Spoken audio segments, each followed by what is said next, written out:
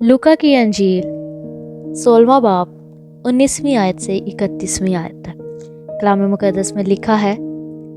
एक दौलतमंद था जो अर्गवानी और महीन कपड़े पहनता और हर रोज़ खुशी मनाता और शान शौकत से रहता था। और लाजर नाम एक गरीब नासूरों से भरा हुआ उसके दरवाजे पर डाला गया था। उसे आरजू थी कि दौलतमंद की मेज से घिरे हुए टुकड़ों से अपना पेट भरे, बल्कि कुत्ते भी आकर उसके नासूर चाटते थे। और ऐसा हुआ कि वो गरीब मर गया और फरिश्तों ने उसे ले जाकर इब्राहिम की गोद में पहुंचा दिया। और दौलतमंद भी हुआ और दफन हुआ। उसने आलम अरवा के दरमियान अजाब में मुब्तला होकर अपनी आंखें उठाई और इब्राहिम को दूर से देखा और उसकी गोद में लाजर को।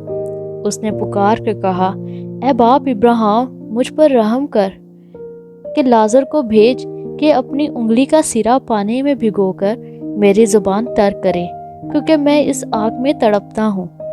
इब्राहिम ने कहा, बेटा, याद करके तू अपनी जिंदगी में अपनी अच्छी चीजें ले चुका और उसी तरह लाजर बुरी चीजें, लेकिन अब वो यहाँ तसल्ली पाता है और तू तड़पता है। और इन सब बातों के सिवा हमारे तुम्हारे दरमियान एक बड़ा गड़ा वाक़ई है, ऐसा कि जो यहाँ से तुम्हारी तरफ पार जाना चाहे ना जा सके और ना कोई उधर से हमारी तरफ आ सके।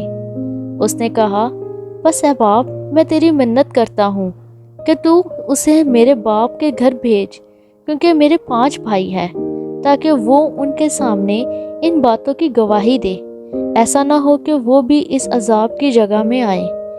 इब्राहिम ने उससे कहा, उनके पास मूसा और अंबिया तो हैं, उनकी सुने।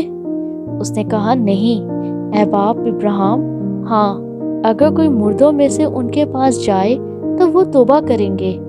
उसने उनसे कहा कि जब वो मूसा और नबियों ही की नहीं सुनते, तो अगर मुर्दों में से कोई जी उठे तो उनकी भी ना मानेंगे। इस तमसील में यीशु मसीह अपने शागिर्दों को ये पैगाम दे रहा है कि कोई नौकर 2 मालिकों की खिदमत नहीं कर सकता। कोई शख्स खुदा और दौलत को एक साथ नहीं रख सकता। अब जब हम ये सुनते हैं तो पता चलता है कि कैसे अमीर आदमी अच्छी जिंदगी बसर कर रहा था। उसके पास सब कुछ था, लेकिन उसने खुदा को नज़रअंदाज किया। मगर दूसरी तरफ लाजर के पास खुदा के सिवा और कुछ भी ना था। आज मैं चाहूँगी कि आप इस बात पर गौर करें कि कैसे अमीर आदमी को पानी देने से भी मना किया गया, और जब उसको ये बताया गया कि कोई भी आग से बचकर दूसरी तरफ नहीं जा सकता, तो उसने इल्तिजा की कि किसी को भेजा जाए कि उसकी फैमिली को ये बताया जाए कि यहाँ क्या हो रहा है।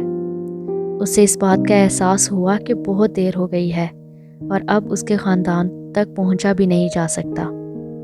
मैं ये सोचती हूँ कि उस अमीर आदमी की सारी दौलत उसके ख़ानदान को मिली होगी, उनके पास सब कुछ होगा, लेकिन ये आदमी जो अब आग में है, ये जान चुका था कि उसके ख़ानदान को यीशु मसीह के बारे में सुनने की ज़रूरत है। मैं ये सोचती हूँ कि अगर उसको इस हकीकत का पहले पता होता तो वो अपने मरने से पहले अपने ख़ानदान को मसीह के पीछे चलने के बारे ज़रूर बताता।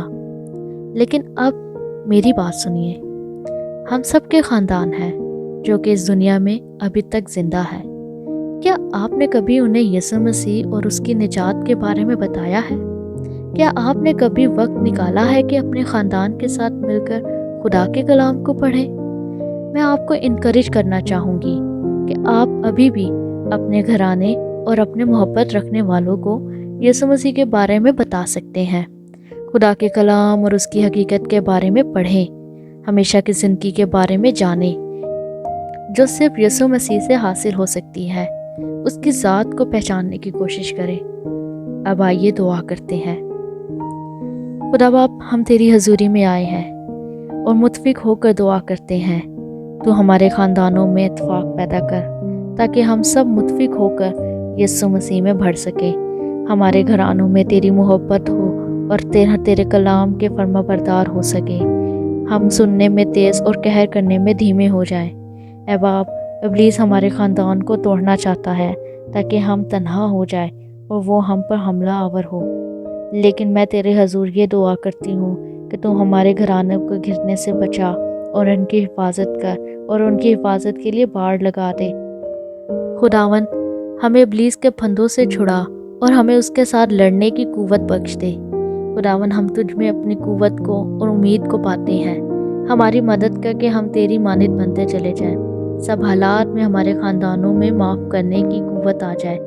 خداوند ہماری مدد کر کہ ہم تیرے حکم کو یاد رکھ سکیں کہ ایک دوسرے سے محبت رکھیں اور ایک دوسرے کی برداشت کر سکیں چاہے حالات کچھ بھی ہوں۔ خداوند دعا کرتے ہیں کہ لازر کی مانند ہم تیری گود میں ہوں، ہم دو کشتیوں کے مسافر نہ ٹھہرے بلکہ مسیح کے پیچھے چلنے والے ہوں، صرف مسیح کی طرف تکتے چلے جائیں اور آخرت میں ہمیشہ کی زندگی کو حاصل کریں۔